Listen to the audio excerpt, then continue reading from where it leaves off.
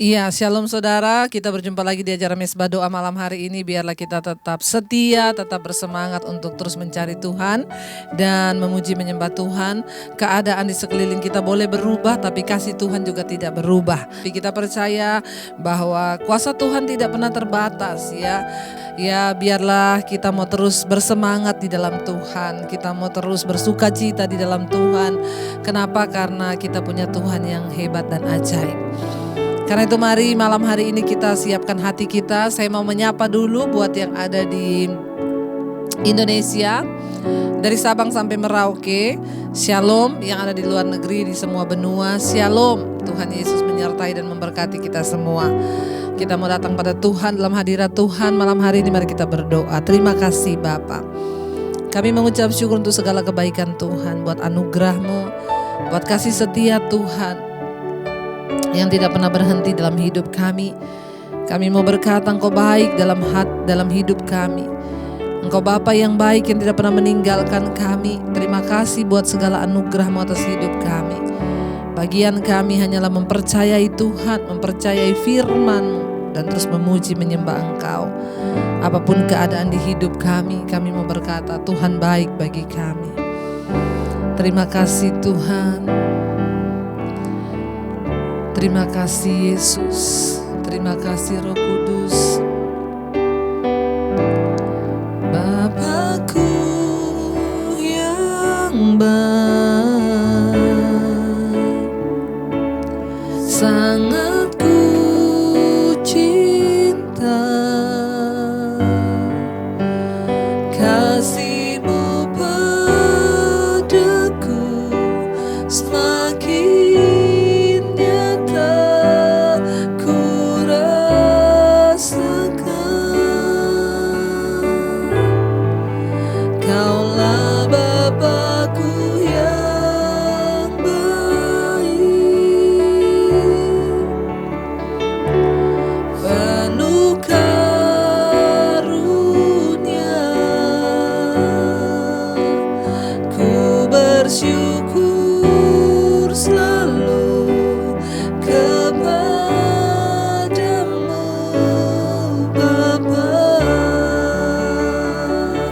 lebih lagi katakan Bapa yang baik, Bapakku yang baik,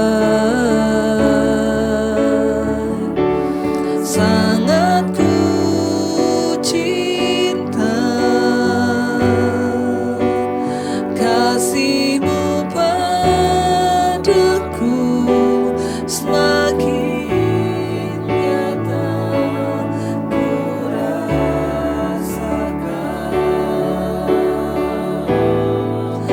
Kaulah Bapakku yang baik, penuh karunia. Ku bersyukur selalu kepadamu Bapa. Mari bawa penyembahan kita, katakan lebih lagi. Terima kasih Tuhan,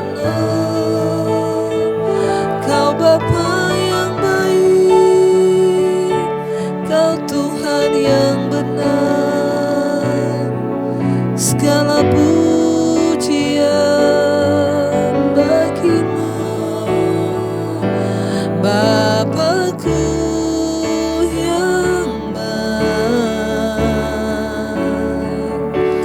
Sangat ku cinta, kasih-Mu padaku semakin nyata ku rasakan.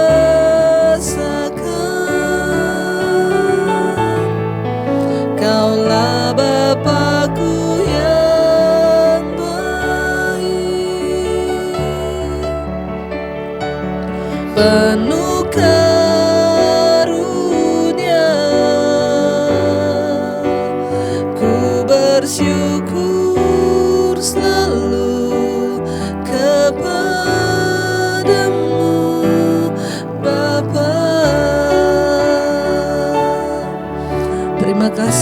melihat segala kebaikan-Mu di hidup kami ya Tuhan. Engkau penuh kasih karunia kepada kami. Engkau tidak memperhitungkan berapa dalamnya dosa dan pelanggaran kami. Engkau selalu menunggu kami kembali dan berbalik kepadamu ya Tuhan. Karena itu kami mau terus bersyukur kepada Tuhan. Kami mau terus berharap kepada Tuhan. Tidak akan pernah berhenti kami berharap kepadamu Tuhan. Karena Engkaulah sumber kekuatan di hidup kami. Karena Engkaulah sumber pengharapan kami. Berada dekat-Mu kami menjadi kuat ya Tuhan. Berada dekat-Mu kami menjadi kuat. Sebab Engkaulah yang menopang kami. Ini hati dan hidup kami dan ini komitmen kami malam ini. Tidak akan pernah berhenti. Bahkan tidak akan pernah berakhir kasih-Mu bagi kami Tuhan. Tak pernah berakhir kasih setia-Mu, selalu nyata dalam hidupku.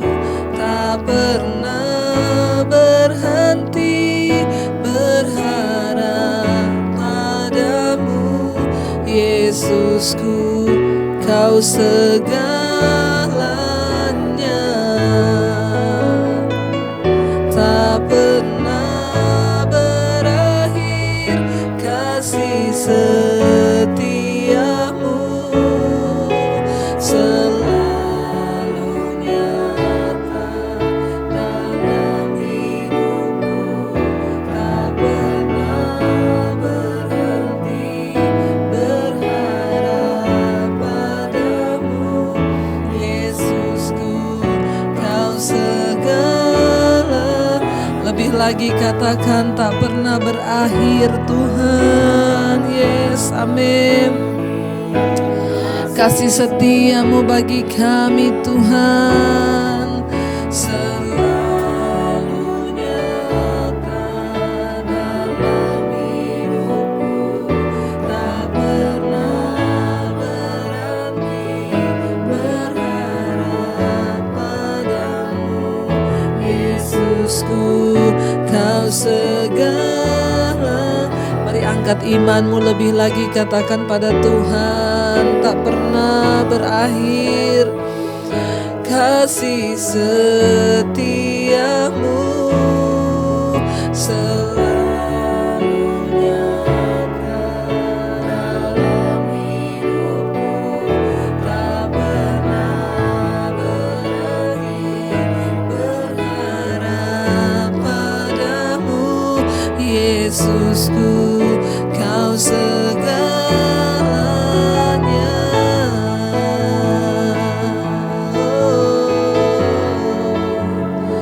Kau segala-galanya Tuhan bagi hidup kami. Kau segalanya Tuhan yang besar. Engkau ajaib, Engkau hebat, kasih-Mu takkan pernah berakhir. Terima kasih Tuhan.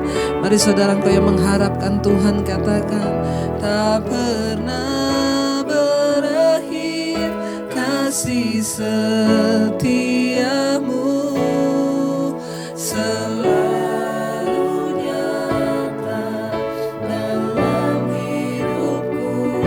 Tak pernah berhenti berharap padamu Yesusku, Kau segala. Tak pernah berakhir.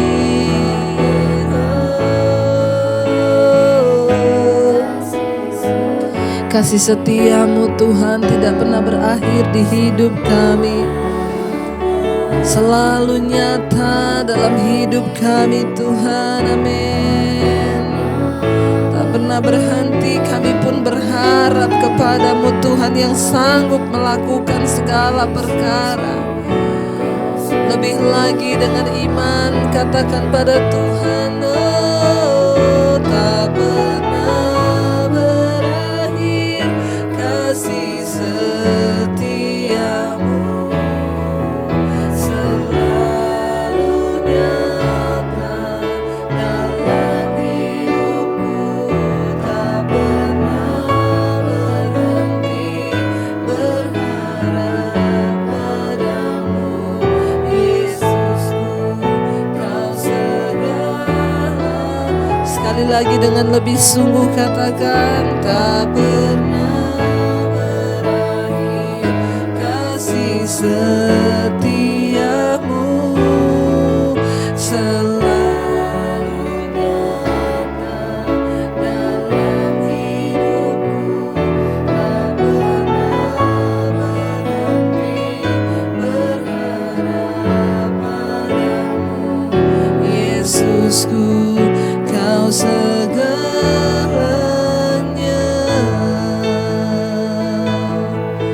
Engkau segalanya Tuhan. Jangan pernah berhenti berharap kepada Tuhan, saudara. Apapun persoalan kita, apapun masalah, apapun keadaan kita, harapkan Tuhan. Sebab Dia Tuhan yang tidak pernah berubah, kesetiaannya sampai selama-lamanya. Mari harapkan kasih-Nya atas hidup kita. Mari harapkan kebenaran-Nya turun dalam hidup kita. Mari harapkan kekudusan-Nya diberikan bagi kita. Mari harapkan segala yang terbaik Tuhan kerjakan atas hidup kita. Mari harapkan agar tangan-Nya memberikan kita kekuatan untuk hidup sungguh-sungguh berkenan di hadapan-Nya. Kami semua membawa hidup kami kepadamu ya Tuhan. Sebab kami tahu kami punya Tuhan yang besar, Allah yang sanggup melakukan segala perkara. Ketika kami bersepakat dengan firman-Mu, maka tidak ada perkara yang mustahil bagi Tuhan. Kami terlalu percaya Engkau sanggup melakukan segala sesuatu di hidup kami Tuhan. Oh, aku punya Tuhan yang besar, yang telah berjanji dan sanggup menggenapi. Imanku bersepakat percaya kuasa-Nya.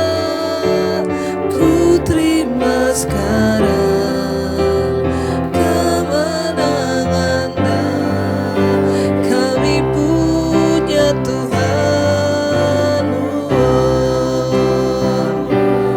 besar, yang telah berjanji dan sanggup menggenapi.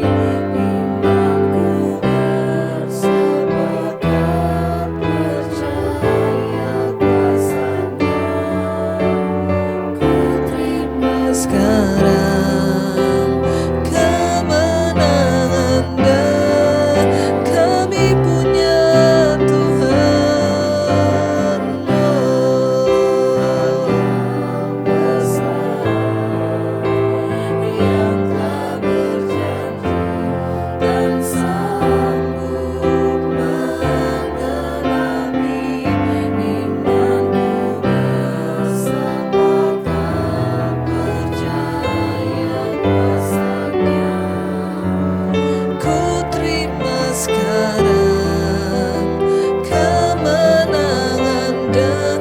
Ayo kita deklarasikan dengan iman, katakan, aku punya Tuhan yang besar, yang telah berjanji dan sanggup menggenapi. Imanku bersepakat percaya kuasa-Nya. Ku terima sekarang kemenangan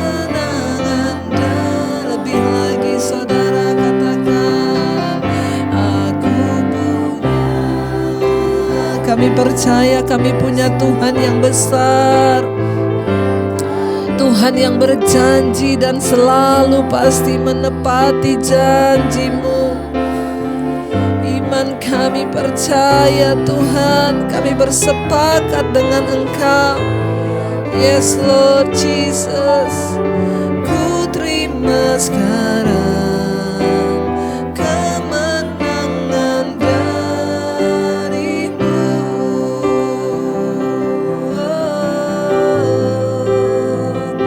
Kami punya Tuhan yang besar, kami punya Tuhan yang hebat. Kau Tuhan yang ajaib, Kau Tuhan yang perkasa. Terima kasih Yesus.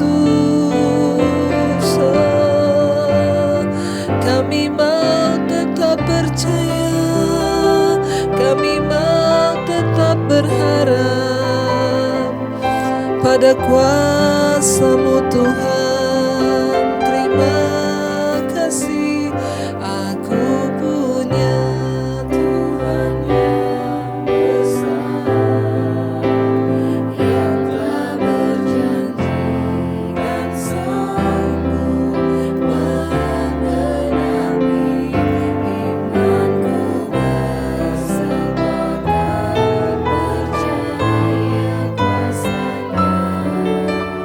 Ku terima sekarang kemenangan dari-Mu. Terima kasih Tuhan. Dalam keadaan apapun kami tidak akan pernah menyerah, karena kami tahu Tuhan kami yang besar tidak pernah meninggalkan kami. Terima kasih buat malam hari ini. Bahkan kami akan mendengarkan firman Tuhan. Urapi setiap kami, sucikan dan kuduskan layakkan kami. Bahkan urapi hamba-Mu yang tidak ada apa-apanya Tuhan. Layakkan hamba-Mu untuk menyampaikan isi hati-Mu bagi setiap kami. Roh Kudus mengurapi kami dalam nama Tuhan Yesus. Kami sambut firman Tuhan. Haleluya. Amin, amin, amin. Iya, baik, kita akan melanjutkan pembacaan firman Tuhan pada malam hari ini. Namun sebelumnya seperti biasa saya akan membacakan kesaksian terlebih dahulu, karena kita percaya bahwa kesaksian itu akan membangun iman percaya kita di hadapan Tuhan. Iya, baik, hari ini saya akan bacakan satu kesaksian. Shalom Ibu Debbie, saya mau bersaksi atas kebaikan Tuhan dalam hidup saya, Bu. Saya berumur 40 tahun, saya seorang istri dan ibu rumah tangga. Anak saya ada 3, satu 7 tahun, 6 tahun, dan ada bayi 1 tahun. Saya kaget sekali ketika siang itu saya menemukan ada benjolan di area selangkangan saya, Bu. Pada saat itu saya khawatir, cemas, dan panik karena kebetulan saya punya sakit lambung atau GERD. Ya, anxiety, saya cemas berlebihan sejak dulu dan bertambah trauma cemasnya sejak saya kena COVID pada Juni yang lalu. Singkat cerita, saya langsung cek benjolan itu ke dokter kandungan dan dokter bilang itu adalah kista Bartholin. Akhirnya saya menjalani operasi. Saya sempat terintimidasi oleh iblis selama 2 minggu. Ya, sambil menunggu hasil patologi dengan pikiran-pikiran yang macam-macam. Ya, saya menangis dan ketakutan. Saya ketakutan sendiri setiap hari. Bahkan ketika menunggu hasil patologi, ditambah lagi pasca operasi yang sangat sakit sekali karena saya susah untuk duduk dan juga jalan atau berdiri. Di saat itu saya merasa depresi, trauma pasca operasi, Bu. Saya sering menangis sendiri, saya parno, khawatir, takut kalau nanti hasil patologinya kanker dan lain sebagainya. Kalau sudah datang cemas dan takut, saya cepat-cepat mendengar khotbah Ibu Debbie yang membuat hati saya kemudian menjadi tenang.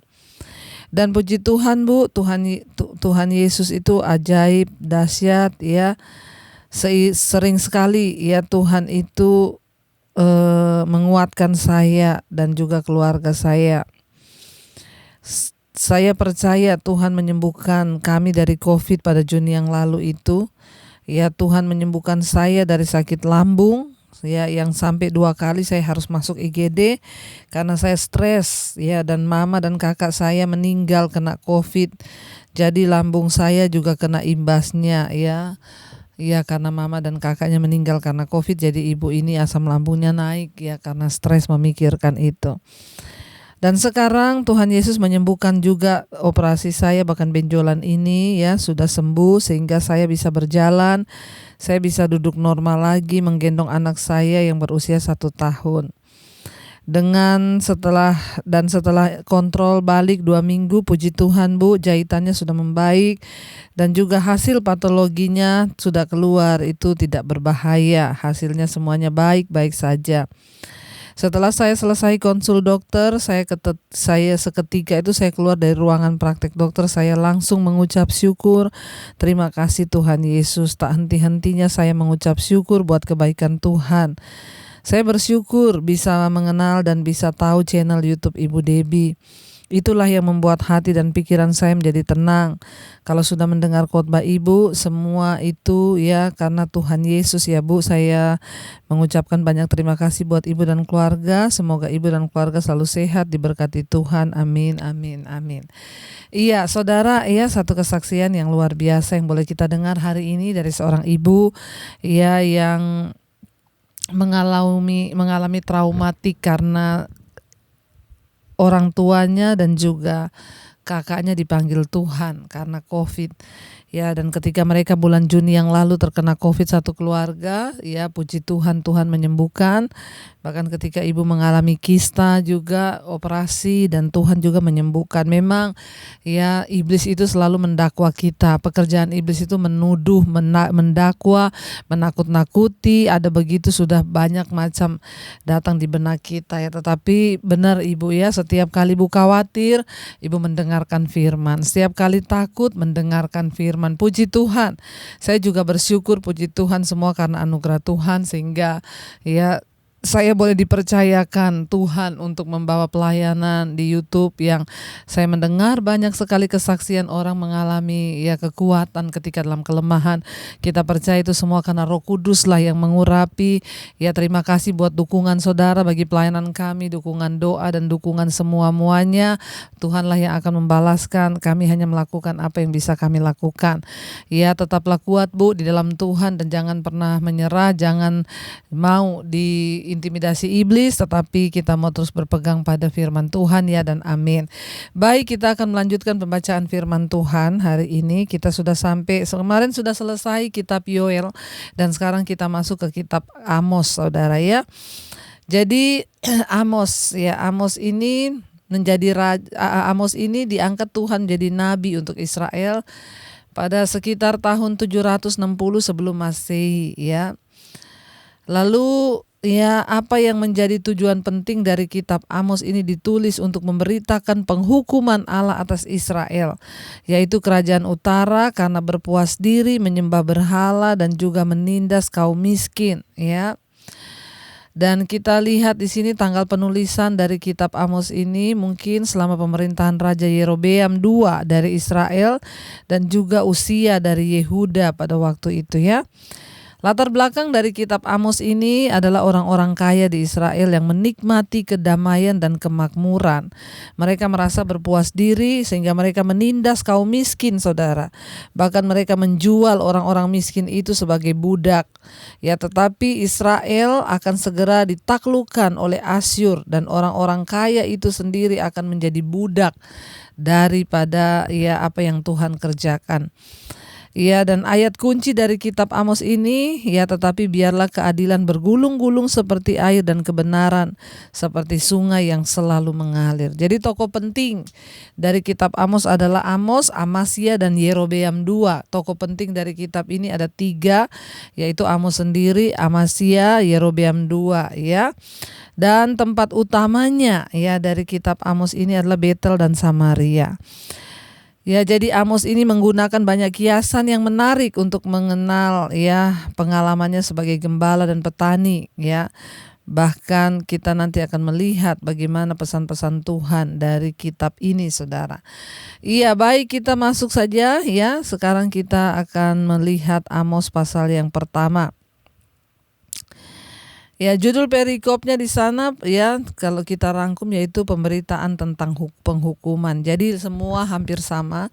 Ya, kita perjanjian lama itu ditulis oleh beberapa ya nabi ya, dan mereka memberikan peneguhan yang sama, yaitu dengan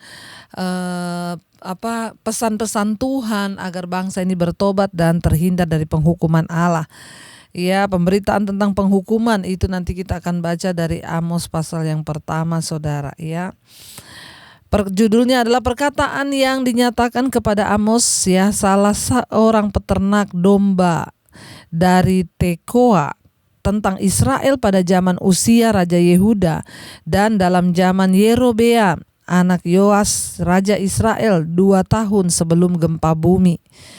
Ya, ayat yang kedua, berkatalah ia hukuman terhadap bangsa-bangsa, judul perikopnya hukuman terhadap bangsa-bangsa lain.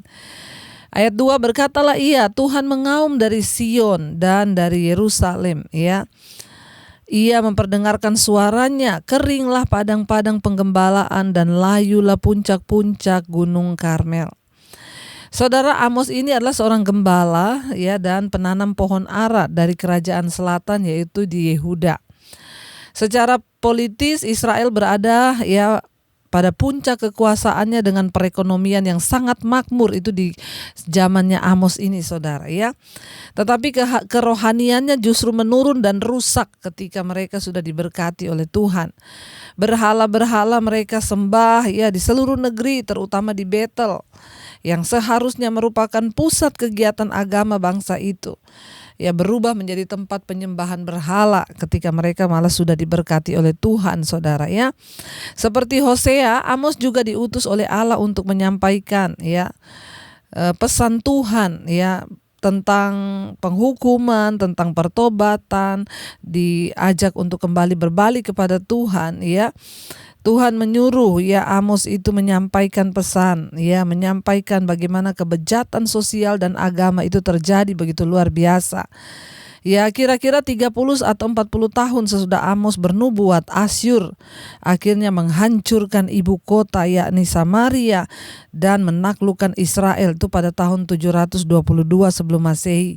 Ya, Uzia ya memerintah Yehuda di tahun 792 sampai 740 sebelum Masehi. Yerobeam II memerintah Israel dari tahun 793 sampai 753 sebelum Masehi. Jadi saudara, kita lihat penggenapannya terjadi kira-kira kurang lebih 30 sampai 40 tahun. Akhirnya bangsa itu ditaklukkan, dihancurkan, saudara ya. Dikatakan tadi kita sudah baca Amos ini berasal dari Tekoa.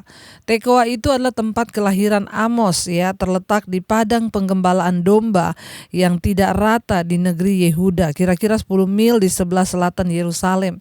Dari desa itulah dia berasal.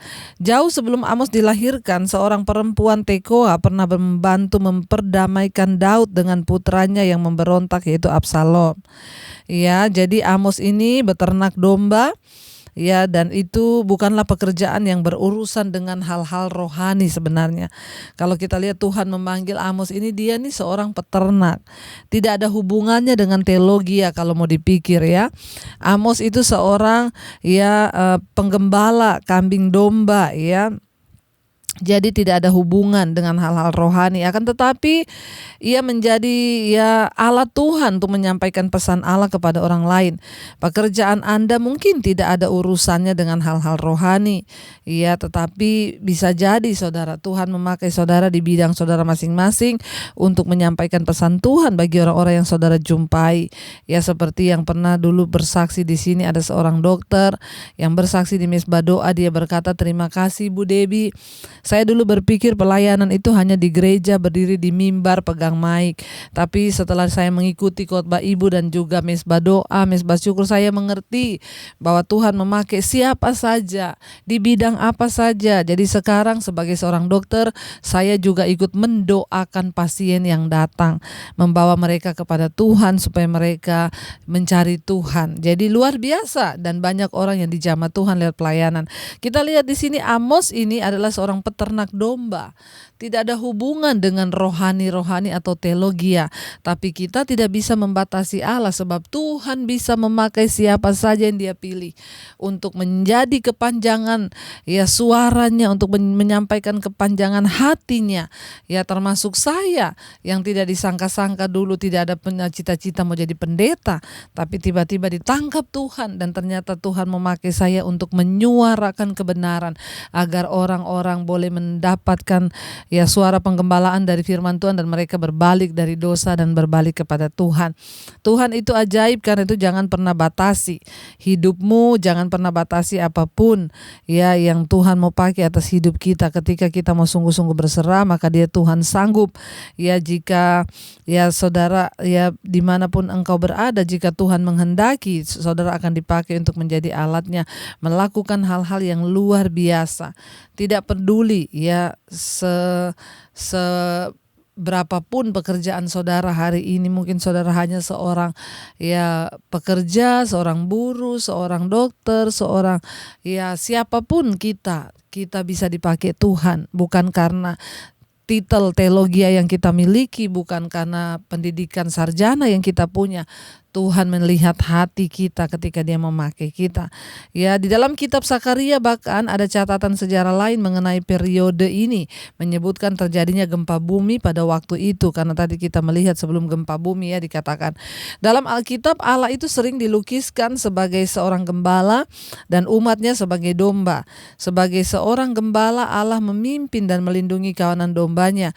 Tetapi di sini Allah digambarkan sebagai seekor singa buas yang siap melahap orang-orang jahat dan tidak setia. Tadi kita baca di ayat yang kedua, berkatalah ia, Amos berkata, Tuhan mengaum dari Sion dan dari Yerusalem ia memperdengarkan suaranya.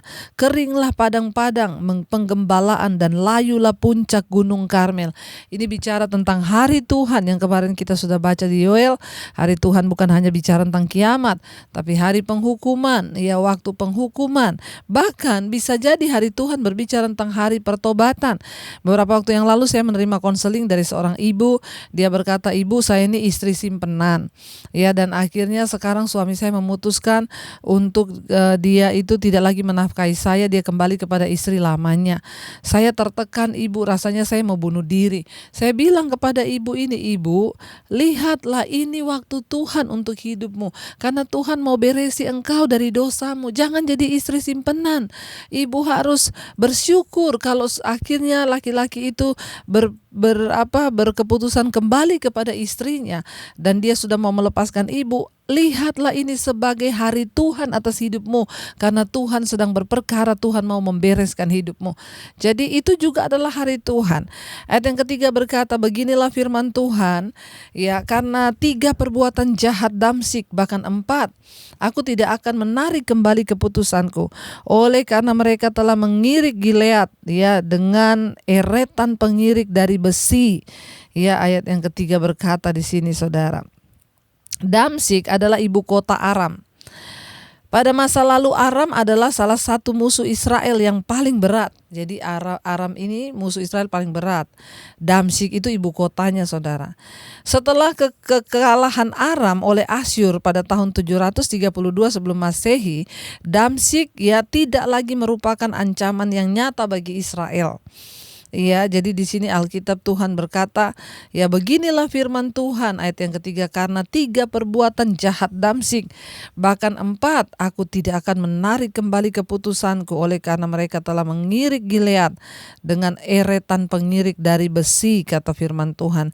Amos memberitakan penghukuman Allah atas bangsa demi bangsa di sekitar perbatasan Israel, bahkan Yehuda. Barangkali bangsa Israel bergembira ketika mereka mendengar teguran-teguran yang dilontarkan terhadap bangsa-bangsa tersebut. Tetapi kemudian Amos memberitahukan penghukuman Allah kepada bangsa Israel sendiri. Mereka tidak dapat menganggap dosa mereka lebih ringan, hanya karena negara-negara lain akhirnya dihukum Tuhan. Kelihatannya justru lebih buruk. Allah tidak kenal pilih kasih. Dia menghukum semua orang dengan adil dan tidak memihak. Saudara, Ketika Israel mendengar bahwa Tuhan akan berurusan secara langsung dengan bangsa-bangsa yang menindas Israel, mungkin mereka sedikit senang, yes, akhirnya Tuhan balas mereka. Tetapi dia Tuhan, dia adalah Allah, dia tetap Tuhan yang tidak bisa dibohongi dan dia adil atas segala keputusannya. Bukan berarti Israel bebas dari penghukuman. Setiap perbuatan dosa itu ada balasannya. Jangan berpikir bahwa ketika engkau iri terhadap orang lain, ketika engkau memfitnah orang lain, ketika engkau melakukan sesuatu yang tidak ada balasannya, akan tetap ada saudara balasannya, karena Tuhan tidak pilih kasih. Tuhan itu tidak melihat siapapun. Kalau engkau berbuat dosa, hukumnya akan tetap berlaku. Ayat yang keempat, aku akan melepas api ke dalam istana Hazael, sehingga Puri Ben Hadad dimakan habis. Ayat 5, aku akan mematahkan palang pintu Damsyik dan melenyapkan penduduk dari Bikeat Awen, serta pemegang tongkat kerajaan dari Bet Eden, dan rakyat Aram harus pergi sebagai orang buangan ke Kir, firman Tuhan, saudara. Jadi Tuhan berkata dia akan musnahkan dakwaan karena 3 perbuatan jahat. Tadi kita lihat Tuhan bilang karena 3 perbuatan jahat Damsyik, bahkan 4, aku tidak akan menarik kembali keputusanku. Menggema di sepanjang ayat ini ketika Allah menilai bangsa demi bangsa. Setiap bangsa telah terus-menerus menolak untuk mengikuti perintah-perintah Tuhan. Kebiasaan berdosa dapat menjadi suatu gaya hidup. Mengabaikan atau menyangkali masalah tidak akan menolong kita, saudara. Kita harus memulai proses mengkoreksi diri, mengaku dosa kita kepada Tuhan, memohon agar Dia mengampuni kita dan meninggalkan dosa itu. Jika tidak, maka ia tidak akan mempunyai harapan selain melanjutkan kehidupan pola di dalam dosa sehingga menemui kebinasaan. Tuhan bilang Dia tidak akan menarik kembali apa yang sudah, ketika apalagi orang tidak mau bertobat, maka Tuhan tidak akan menarik kembali apapun yang dilakukan. Raja Hazael adalah raja Aram. Dikatakan Ben Hadad itu adalah putra dari Hazael sendiri, saudara. Kita lihat ayat 4 tadi berkata, aku akan mematahkan, ayat 4 tadi, aku akan melepas api ke dalam istana Hazael, sehingga Puri Ben Hadad akan dimakan habis oleh api itu. Jadi kita melihat Raja Hazael itu adalah putra dari Raja Aram, dan Ben Hadad itu adalah putra dari Hazael. Jadi perhatikan, 3 keturunan semua mendapat hukuman. Baik dari Raja Aram sendiri, jadi Hazael itu adalah Raja Aram dan Ben Hadad itu adalah putranya. Turun temurun mendapatkan hukuman dari Tuhan kalau tidak bertobat. Orang-orang Aram di sini kita melihat, saudara, Tuhan berkata, aku akan mematahkan palang pintu Damsyik. Kita sudah belajar dulu palang pintu di sini berbicara tentang perlindungan. Palang pintu berbicara tentang penghalang. Kita kalau mau tidur zaman dulu pintu-pintu itu kuncinya di palang, pakai palang kayu gitu Itu bicara tentang perlindungan, pertahanan, keamanan. Tapi Tuhan bilang, aku akan mematahkan palang pintu Damsyik dan akan melenyapkan penduduknya dari Bikeat Awen, serta pemegang tongkat kerajaan dari Bet Eden, dan rakyat Aram harus pergi sebagai orang buangan ke Kir, firman Tuhan. Dosa bangsa itu akhirnya terjadi dan menanggung, semua juga harus menanggung. Saudara, saya berbicara hari ini, Tuhan itu melihat bangsa, Tuhan itu memperhitungkan suatu bangsa. Mengapa kita ada di Mesbah Doa malam ini? Kita bertugas berdiri buat Indonesia. Kita bertugas berdiri bagi bangsa kita yang kita kasihi, yaitu bangsa Indonesia. Supaya Tuhan berkemurahan bagi bangsa kita, supaya Tuhan menyatakan anugerahnya bagi bangsa kita dan mengampuni bangsa ini. Kita berdiri atas bangsa ini, saudara. Maka dari itu, saudara, biarlah kita ini mau senantiasa terus ada di hadapan Tuhan, berdiri meminta anugerah bagi bangsa ini, supaya Tuhan meluputkan bangsa ini, dan Tuhan juga mengasihi bangsa ini, karena dosa bangsa itu akan tertanggung atas bangsa itu. Ya, biarlah kita belajar dari kisah bangsa Israel ini, agar kita nih mau sungguh-sungguh ya terus menjaga hidup dalam perkenanan, bahkan terus membawa bangsa kita, para pemerintah di atas bangsa ini untuk sungguh-sungguh mencari Tuhan. Mari saudara, kita akan satukan hati kita dan kita akan tundukkan kepala. Kita akan berdoa, membawa hidup dan juga membawa bangsa ini ke dalam tangan Tuhan. Terima kasih Bapa buat firman-Mu yang menjadi kekuatan bagi kami. Ada banyak hal yang dapat kami pelajari, bahwa Tuhan juga sanggup memakai hidup kami menjadi alat-Mu. Berkati setiap mereka yang mengikuti Mesbah Doa malam ini, keluarga demi keluarga diberkati Tuhan, rumah tangga demi rumah tangga, istri-istri, suami, anak-anak menjadi penolong, istri imam, suami menjadi imam yang benar, anak-anak hidup takut akan Allah. Bahkan Engkau memberkati keluarga besar kami, orang tua kami, opa oma kami, para single parent, dan bahkan bagi seluruh keluarga besar kami, Tuhan selamatkan. Kalau ada di antara yang sakit malam ini Tuhan, baik itu keluarga kami maupun setiap mereka yang mendengarkan Mesbah Doa ini, dalam nama Tuhan Yesus kami berdoa terjadi kesembuhan. Mari letakkan tangan-Mu di bagian yang sakit dan katakan dalam nama Yesus ada kesembuhan terjadi. Kami percaya mujizat Tuhan masih terjadi sampai hari ini. Dengan iman kami perkatakan di dalam nama Tuhan Yesus ada kesembuhan.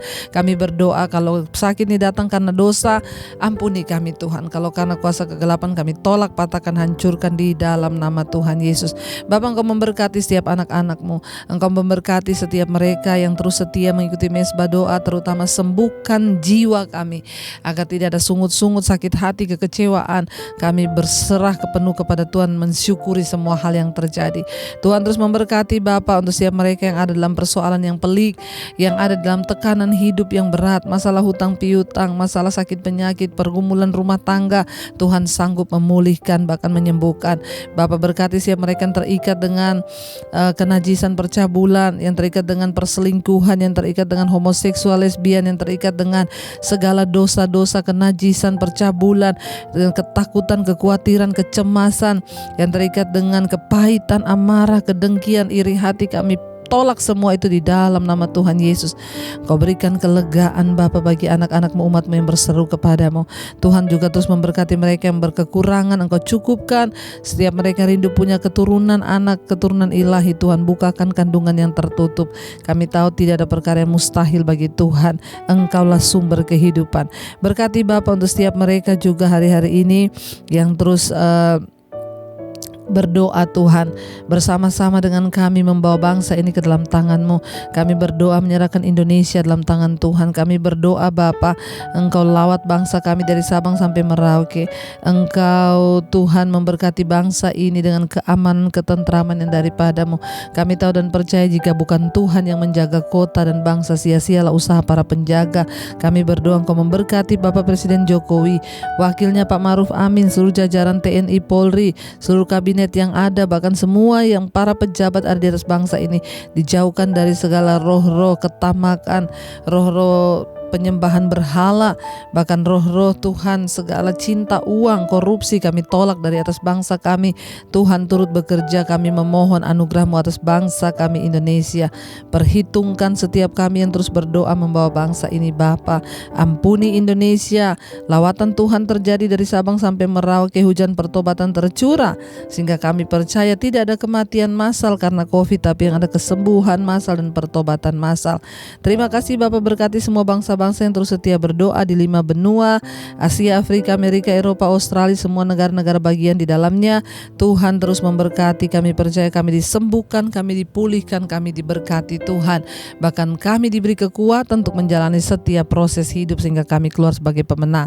Mari buka hati dan tanganmu dan terimalah berkat dari Allah Bapa, cinta kasih Tuhan Yesus Kristus, penyertaan Allah Roh Kudus, bahkan berkat-berkat Tuhan tercurah atas hidupmu sehingga engkau menjadi berkat bagi banyak orang. Terimalah kiranya berkat dari Allah Bapa, cinta kasih Tuhan Yesus Kristus, penyertaan Allah Roh Kudus menyertai hidupmu mulai hari ini bahkan sampai kali yang kedua Tuhan Yesus datang menjemput kita. Namamu tercatat dalam kitab kehidupan.